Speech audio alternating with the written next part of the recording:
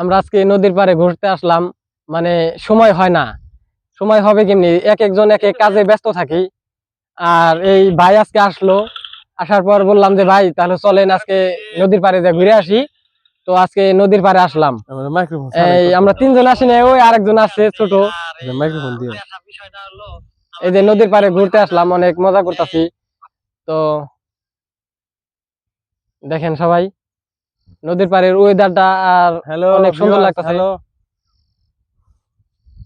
আমরা চারজন আসছি ঘুরতে, তো আমিন সবাই মিলে আর কি ভিডিও করতে করলাম, অনেক মজা করলাম, ঘুরলাম। আর এই দেখেন কালীগঙ্গা নদী, ব্রিজটা সম্পূর্ণ হয় নাই, কিন্তু ব্রিজ সম্পূর্ণ হয়েছে, কিন্তু ব্রিজের কাজ সম্পূর্ণ হয় নাই।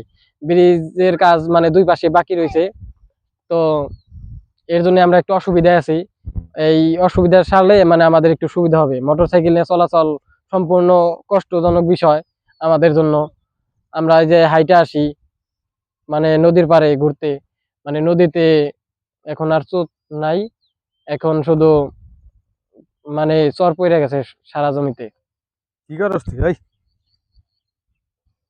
আর বিকালকার ওয়েদারটা আমার সব থেকে বেশি ভালো লাগছে, কারণ হলো এই কোনো রোদ নাই, বাতাস, এই বাতাসের মধ্যে দাঁড়িয়ে থাকা, হাঁটাহাঁটি।